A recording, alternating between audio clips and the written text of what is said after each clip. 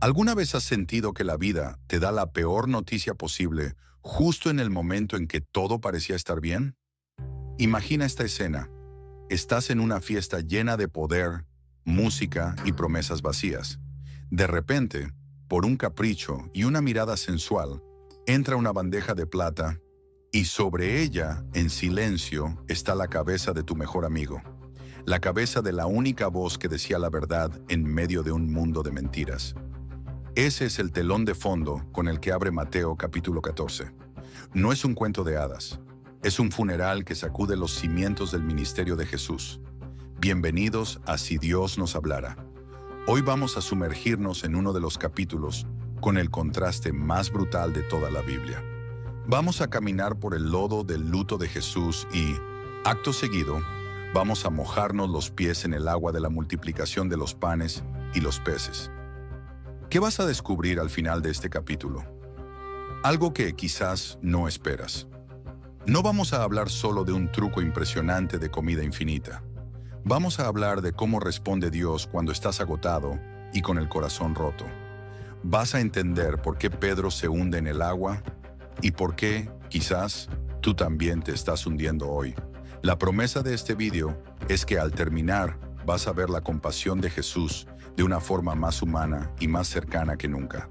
Vas a ver que el mismo Jesús que enfrenta la muerte injusta de Juan el Bautista es el mismo que se parte el lomo para darte de comer en tu desierto personal.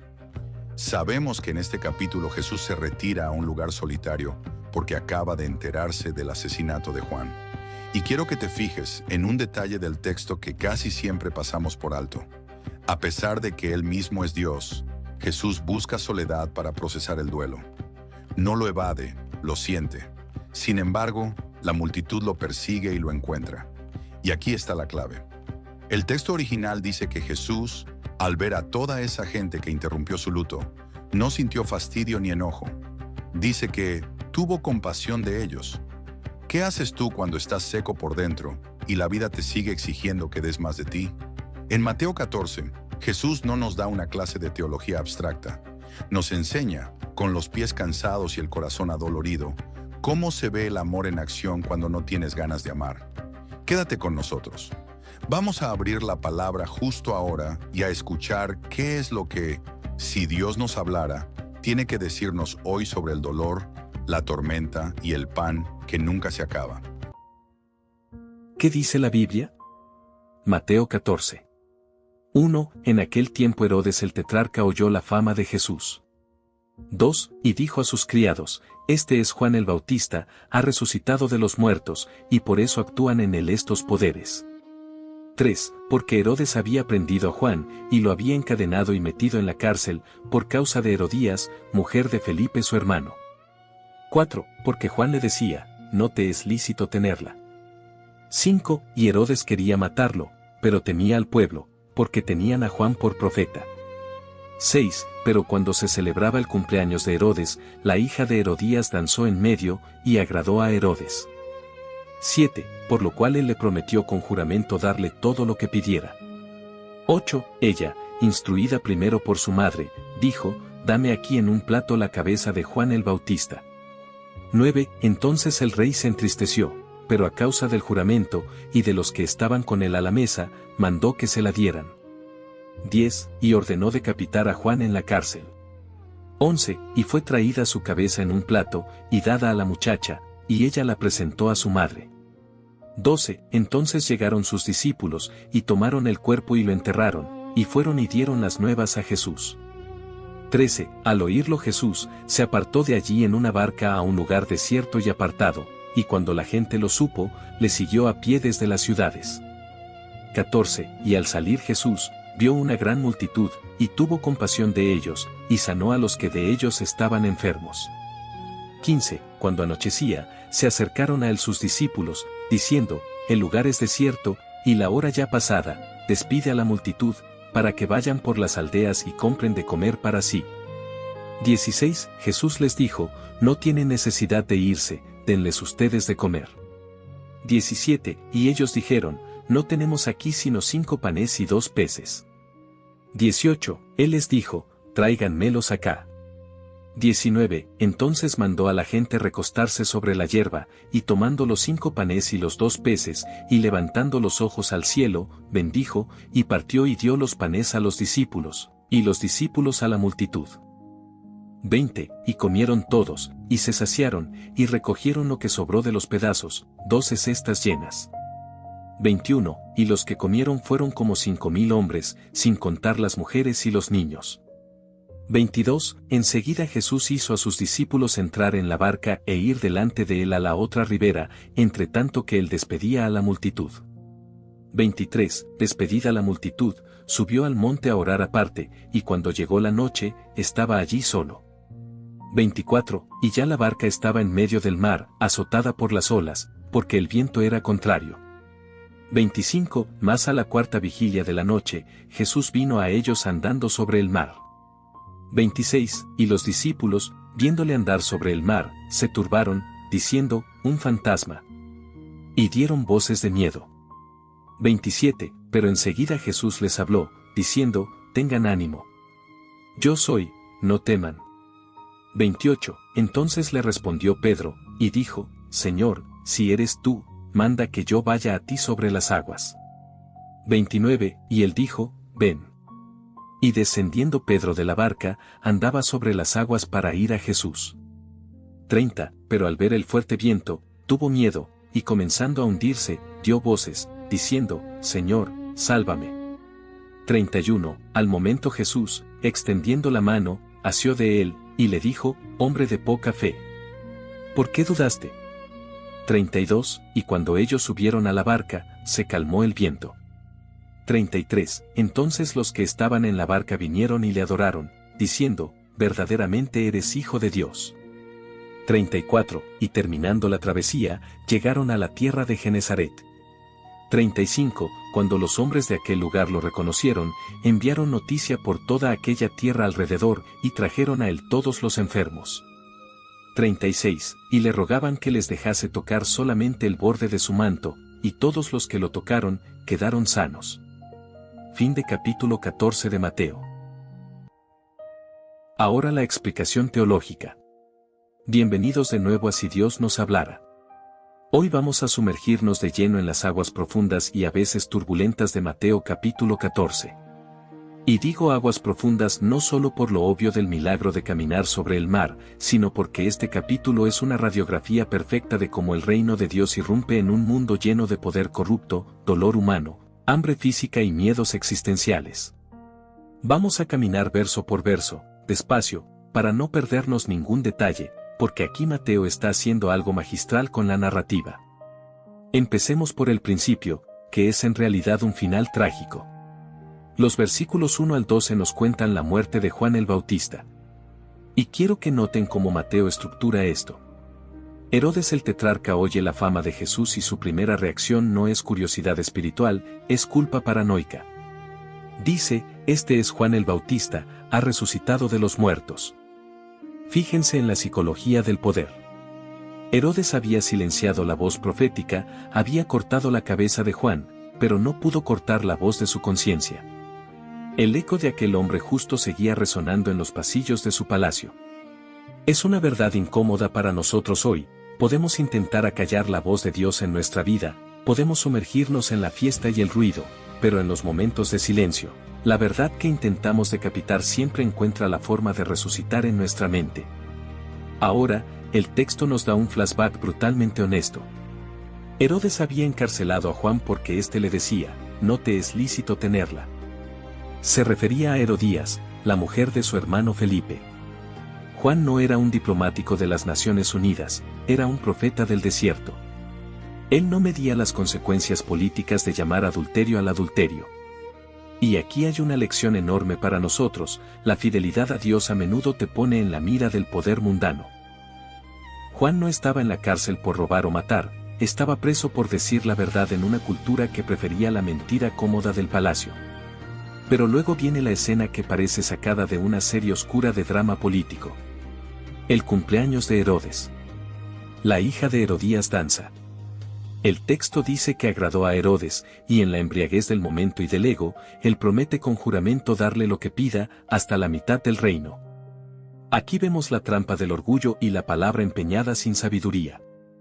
Herodes estaba más preocupado por quedar bien delante de sus invitados, los poderosos que estaban con él a la mesa, que por hacer justicia.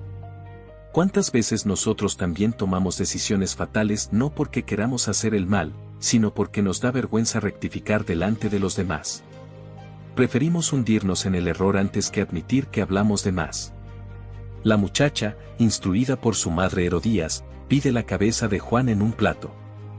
Noten la frialdad del rencor. Herodías no quería solo silenciar a Juan, quería humillarlo, exhibirlo como un trofeo en medio de un banquete. Es la imagen más grotesca del mundo sin Dios, la cabeza del profeta sirviendo como centro de mesa en una fiesta de cumpleaños. Y Herodes se entristece. El texto lo dice claramente. Se entristeció. Pero no lo suficiente como para romper el juramento y hacer lo correcto. Su tristeza era sentimentalismo barato, no arrepentimiento. Y esa es una advertencia para el alma: sentir pena por el pecado no es lo mismo que apartarse de él. Los discípulos de Juan toman el cuerpo, lo entierran, y hacen lo único que podían hacer: fueron y dieron las nuevas a Jesús. Este es el gozne del capítulo. La noticia del horror llega al corazón del Hijo de Dios. Y justo aquí, en el versículo 13, ocurre algo que define el carácter de Cristo. Al oírlo, Jesús se apartó de allí en una barca a un lugar desierto y apartado. Permítanme detenerme aquí porque es crucial. Jesús, siendo Dios encarnado, sintió el peso del luto. No era un robot espiritual. Acababan de asesinar a su primo, al que bautizó, al que llamó el más grande entre los nacidos de mujer. Jesús necesitaba un espacio para procesar el dolor. Esto valida nuestro propio dolor.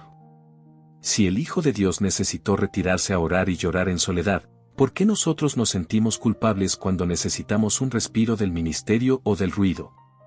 Sin embargo, la multitud no entiende de duelos. La gente lo supo y le siguió a pie desde las ciudades. Imaginen la escena: Jesús busca el silencio del desierto para lamer sus heridas, y al levantar la vista, ve el horizonte lleno de polvo levantado por miles de personas que vienen hacia él con sus propias necesidades. Ustedes y yo, siendo honestos, quizás en ese momento hubiéramos dicho: lo siento, hoy no. Estoy de luto. Vuelvan mañana. Pero el versículo 14 dice algo que rompe todos nuestros esquemas de autocompasión: y al salir Jesús, vio una gran multitud, y tuvo compasión de ellos, y sanó a los que de ellos estaban enfermos. Esa palabra, compasión, en el griego original es splachnisomai. No es una simple lástima mental. Es una reacción visceral, un nudo en las entrañas. A Jesús le dolía el pecho por la muerte de Juan, pero le dolían aún más las entrañas al ver a la gente como ovejas sin pastor. Jesús pone su necesidad emocional en pausa para atender la necesidad física y espiritual de otros. Este es el Evangelio en acción. No se trata de que tú estés siempre bien para poder servir, se trata de que sirves incluso cuando estás roto por dentro. Y curiosamente, en ese acto de darse, Él también encuentra consuelo. Luego viene la escena que todos conocemos: la multiplicación de los panes y los peces. Pero no la pasemos por alto como un simple truco de magia infantil. Los discípulos, al caer la tarde, vienen con una solución práctica pero fría: despídelos. Que se busquen la vida. A veces nosotros, como iglesia, también decimos eso. No tenemos presupuesto. No tenemos recursos. Los discípulos se enfrentan a un viento contrario. El texto dice que la barca era azotada por las olas. Están en medio del mar, de noche, solos, exhaustos por el ministerio del día y ahora luchando por sus vidas. Y Jesús no aparece a la primera vigilia, ni a la segunda, ni a la tercera. Aparece a la cuarta vigilia. Eso es entre las 3 y las 6 de la mañana.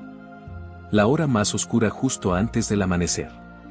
La pregunta que nos hacemos todos cuando estamos en la tormenta es: ¿por qué esperó tanto Jesús? Porque Él sabía exactamente dónde estaban. Desde el monte, orando, los veía remar con dificultad. Él permite la tormenta porque la fe que no es probada no es fe, es teoría. La tormenta es el crisol donde aprendemos que su presencia es más importante que la calma del clima. Y entonces aparece, caminando sobre aquello mismo que amenazaba con matarlos. Él usa la tormenta como camino. Eso es soberanía absoluta. Pero la reacción de los discípulos es humanísima, un fantasma. Gritaron de miedo. El miedo nos hace ver monstruos donde viene el Salvador. Pero entonces resuena la voz que parte la historia: tengan ánimo. Yo soy, no teman. Ese yo soy no es simplemente soy Jesús de Nazaret. En el griego es ego eimi. Es el nombre divino del Antiguo Testamento. Él está diciendo, el que camina sobre el caos de las aguas es el mismo Dios que en Génesis se movía sobre la faz del abismo. No teman, porque el creador del mar está en su barca. Aquí ocurre uno de los diálogos más fascinantes de toda la Escritura. Pedro, el impulsivo, el que siempre habla de más, dice: Señor, si eres tú, manda que yo vaya a ti sobre las aguas. Fíjense en la lógica de Pedro. Él no dice: manda que la tormenta se calme. Él dice: manda que yo salga de la seguridad relativa de la barca para estar contigo. Eso no es arrogancia. Eso es fe radical. Pedro entendió algo que muchos de nosotros olvidamos: es mejor hundirse yendo hacia Jesús que quedarse a salvo en una barca sin Él. Jesús le dice simplemente: ven. Y Pedro camina. No lo pasemos por alto. Pedro, un ser humano de carne y hueso, puso el pie sobre el agua líquida y no se hundió. La fe, por un instante, venció la física. Pero luego el texto da un giro doloroso, pero al ver el fuerte viento, tuvo miedo. El milagro seguía ocurriendo, pero Pedro desvió su mirada de la persona de Jesús y la puso en la circunstancia del viento. En el momento en que la tormenta se volvió más real para el que Jesús, comenzó a hundirse. Y miren qué hermoso es esto. Pedro no se hunde callado. No se hunde con orgullo.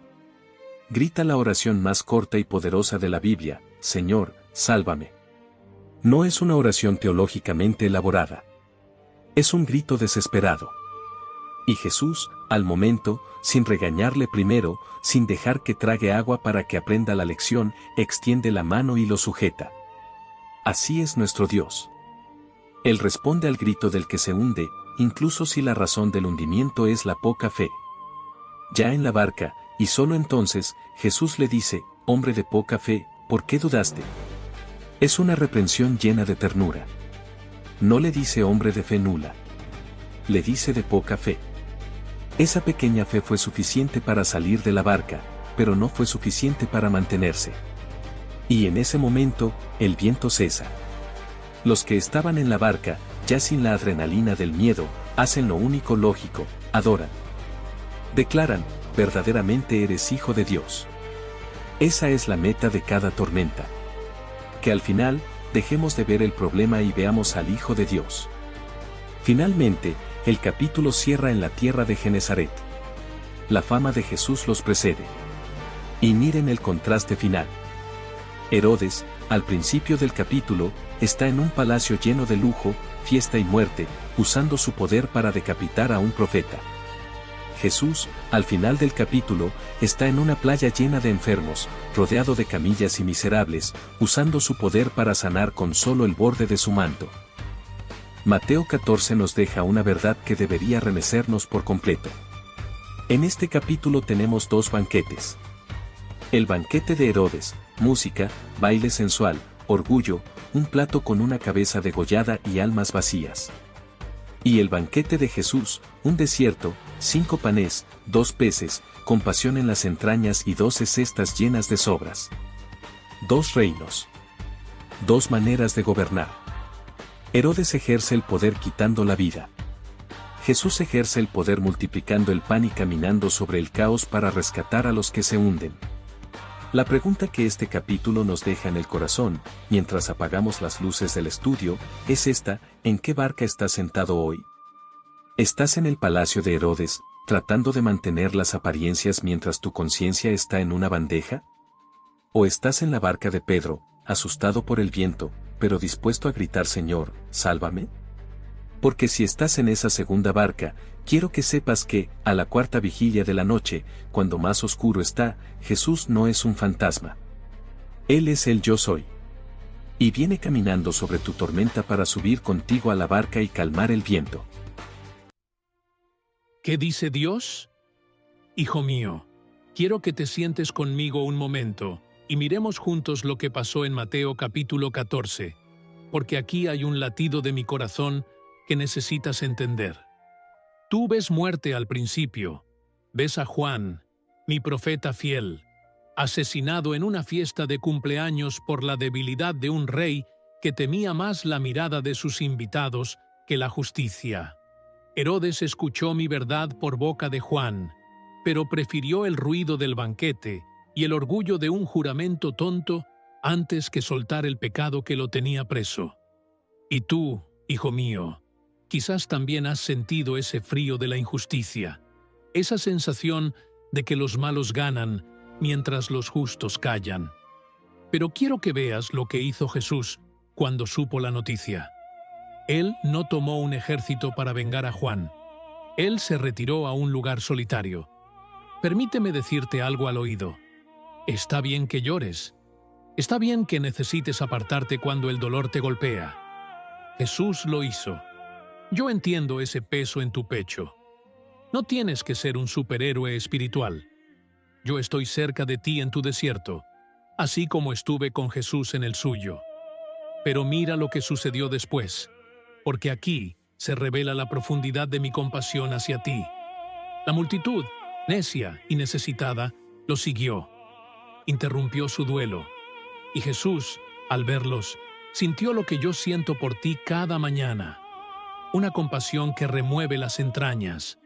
No los vio como una carga, sino como ovejas que necesitaban un pastor. Sanó a sus enfermos sin quejarse. Y luego, al caer la tarde, los discípulos, tan prácticos como a veces eres tú, dijeron: «Despídelos, que no tenemos nada». Y es justo ahí donde quiero que veas mi forma de obrar.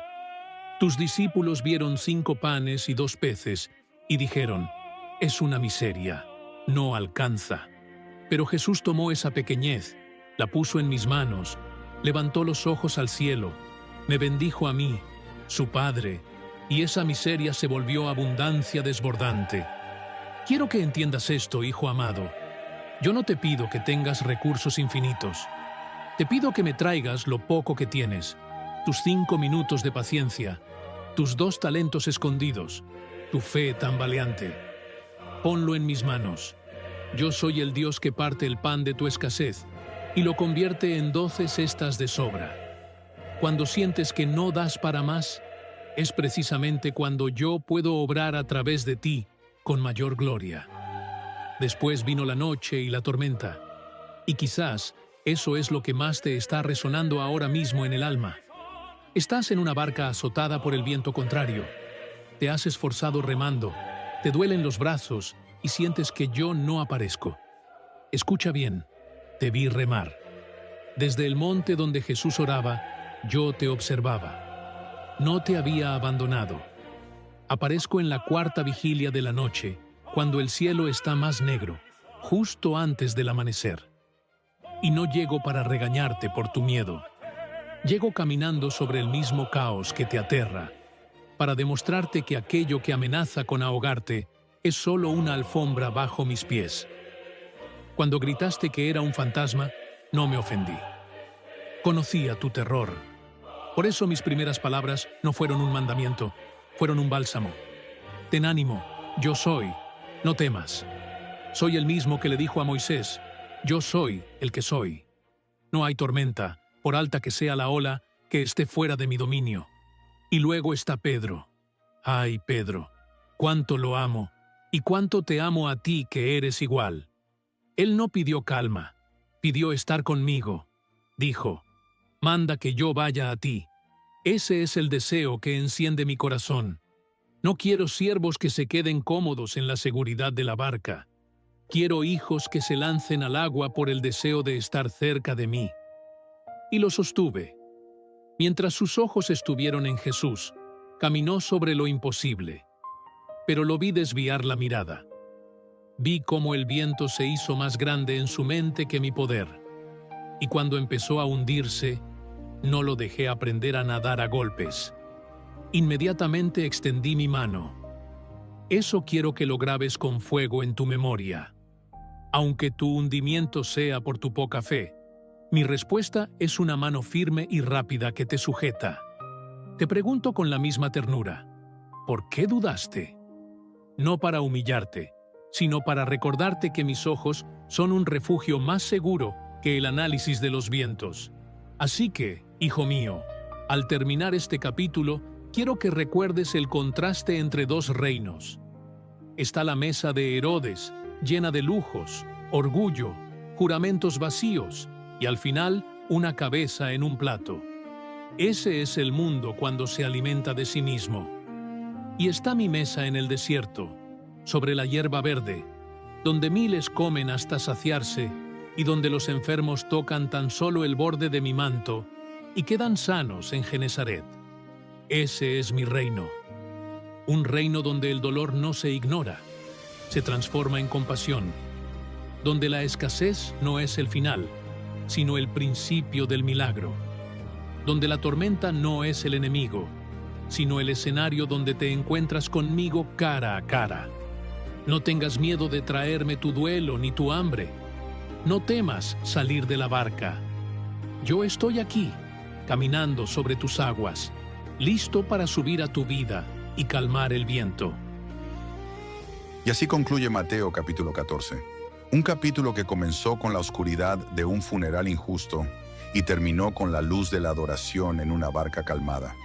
Si hoy llegaste hasta aquí con el corazón pesado por una pérdida, con la sensación de que no tienes suficientes recursos para enfrentar la vida, o con el miedo de estar hundiéndote en medio de tu propia tormenta, quiero que te lleves esto. El mismo Jesús que sintió el dolor de la muerte de Juan es el mismo que multiplica el pan para tu necesidad y extiende su mano para sostenerte cuando el agua te llega al cuello. Él no es indiferente a tu sufrimiento. Él no se cansa de tu poca fe. Él te invita a salir de la seguridad de lo conocido para caminar hacia Él sobre lo imposible. Gracias por acompañarme en este recorrido por el Evangelio de Mateo. Si este mensaje tocó tu corazón o te dio una nueva perspectiva sobre ese viento contrario que estás enfrentando, te invito a que te suscribas a este canal, Si Dios nos hablara. Activa la campanita para que no te pierdas el próximo capítulo, porque seguiremos descubriendo juntos cómo la palabra de Dios sigue viva, sigue hablando y sigue transformando nuestra manera de ver el mundo. Comparte este video con alguien que esté atravesando una tormenta y necesite escuchar que Jesús camina sobre sus aguas. Nos vemos muy pronto en Mateo capítulo 15. Que la paz de Cristo guarde tu corazón y tu mente.